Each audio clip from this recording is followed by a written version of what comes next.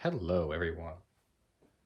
I guess as the title of this video suggests, this is kind of a introduction to uh, a new series I'm thinking about doing called Building Leonard Junction, kind of documenting the building of my layout. In this video, I'll be giving a small tour of kind of what I have, the history behind the layout, and the plans for the future. So let's get a move on. So the layout is planned to be a modular 11-foot by 8-foot N-scale model railroad, uh, predominantly using code 55 track. It's built to be easily dismantled. Me being a college student, I don't really have a permanent residency, so it's designed to be able to be neatly packed away for whenever that time comes. So the layout is set in the Philadelphia area between the years 1939 and about 1945, 1946. And generally models the Pennsylvania Railroad with a small section dedicated to the Reading Railroad. The purpose of this railroad is an interchange between the Pennsylvania Railroad main line and a Reading Railroad branch line. Now let's take a quick look at the divider between the two railroads. I wanted to model both the Pennsylvania and the Reading Railroad, which is a little difficult to do in the space that I have. So I opted to mainly focus on the Pennsylvania while having a branch line of the Reading Railroad. So in the middle there is the divider between the two. To your left will be a more ruralized Reading section, and to your right is the Pennsylvania main line. Now let's take a tour of all the modules. So I guess to start off with this tour, I'll be showcasing pretty much well, there's nothing here really, but this will be the Reading Railroad branch line. Won't be very urban at all, be in direct contrast with the other side of the backboard, which will be pretty much urban. But yeah, I wanted to model both the Reading Railroad and the Pennsylvania Railroad, but I do not nearly have enough space to do both. So eventually compromised, came to the idea that I'll do a small section of the Reading and a very, very large section of the Pennsylvania.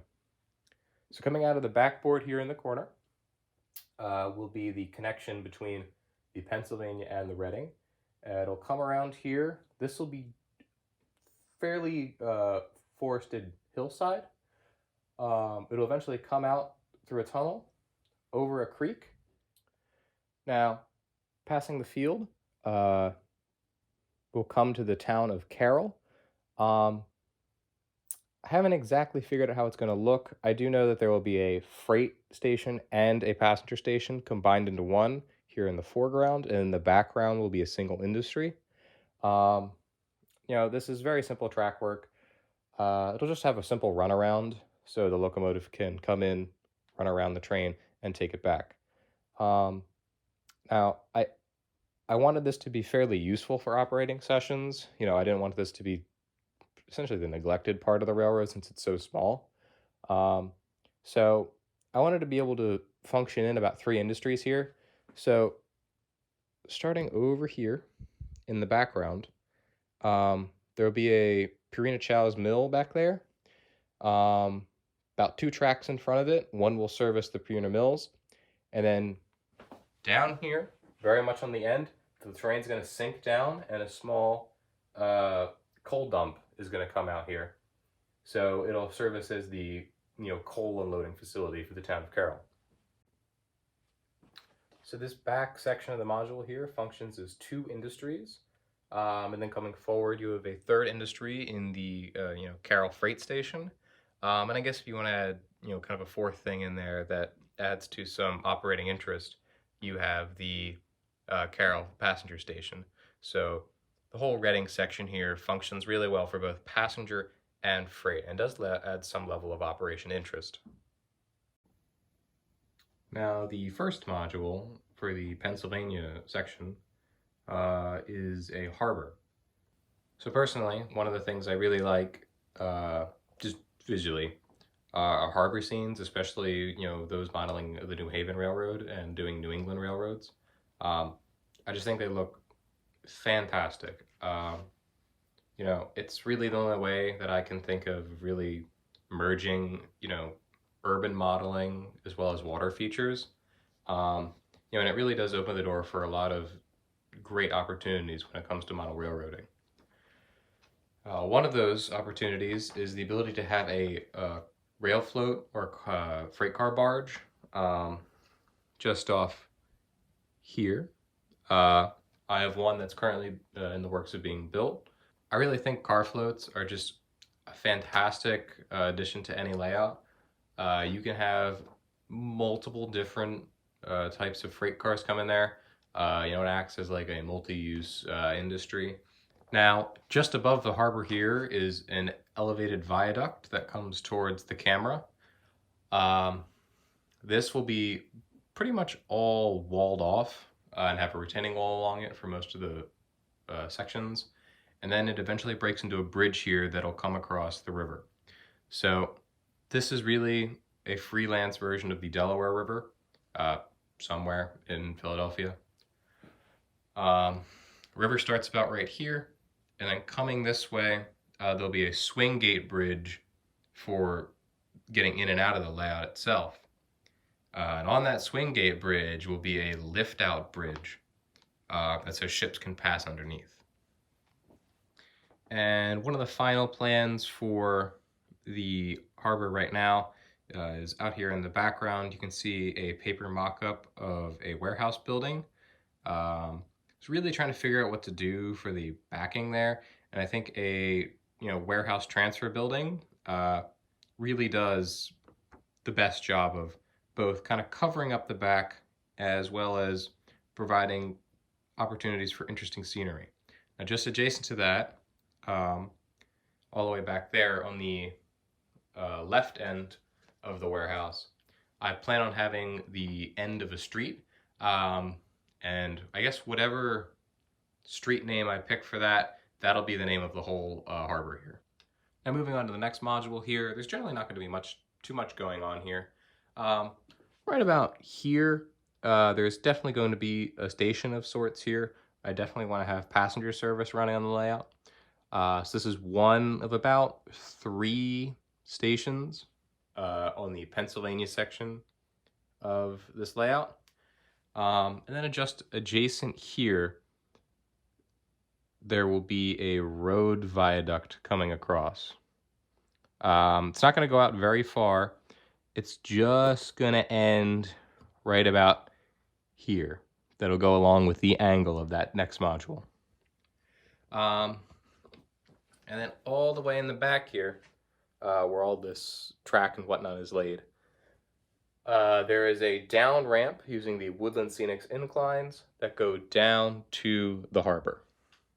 Kind of wanted to make it more of a branch line feel, so you actually have to go a long way to get to the harbor from the yard. And that kind of opens up cool passing train opportunities, just visually. Now, the next module is where things really start to get a lot more interesting. So this is kind of where the junction itself begins. So coming out of the backdrop here, this is where the Reading line begins to come around and connect with the Pennsylvania line.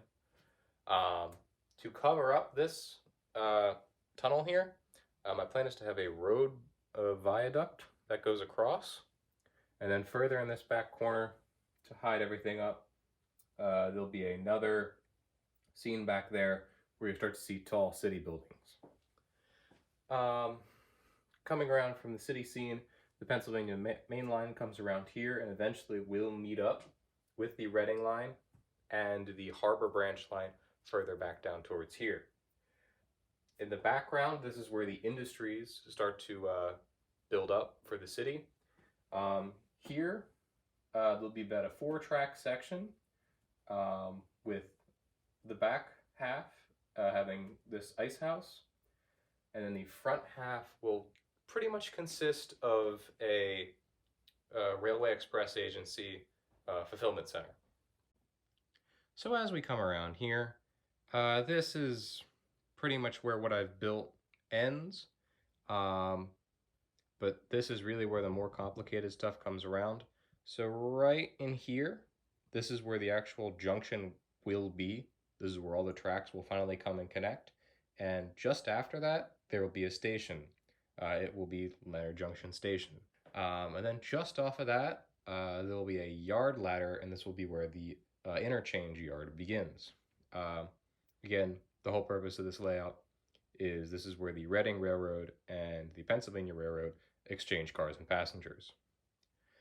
Then going further down towards that back corner, the yard will continue on, and just behind all of this here, both the station and the yard, there will be an industry lead going to various amounts of industries all the way around till about the end of the second module. So there'll be one module here and another module in that back corner. And this will mainly just be the junction and yard. And coming back over here, where that workbench is here, and this little section here in the trash can, there'll be two more modules. This is where the engine facilities will be located. I plan on having a small turntable and roundhouse, as well as a diesel shed and a shops for electric locomotives. One thing that I really want to showcase here is the GG1, and I also have some plans to scratch build some M1 box cabs as well as MP54 electric locomotive or electric units. So then that brings you around eventually all the way around here back to the harbor module, and then connecting the two modules, the locomotive facility and the harbor here, will be a swing gate bridge that I had previously mentioned that will have a lift gate railroad bridge on it. So this kind of concludes the tour of what I got here and kind of discussing my plans for the future. Right now, really it is going to be me focusing on these modules here, in conjunction with building one more here. But I'm probably not going to be finishing the modules for the engine facility and the roundhouse and whatnot, just because wood prices here in the States are so unexorbitantly expensive. I mean, a sheet of plywood's like $80, and that's just ridiculous. So for now, the construction of the bench work is pretty much going to be halted, and it's going to be mainly focusing on sub scenery and track work for most of the summer so far. But for the time being, I'm super excited to showcase what I have here. Be able to document the building of this railroad, as well as have all you guys, whoever out there is watching, along for the ride. I know my camera work maybe not be the best. I know my filmography may not be the best, or even my personality may not be the best. But that'll improve with time, and I'm super excited to have everybody who wants to come along on this journey with me to come along. So for now, have a wonderful day.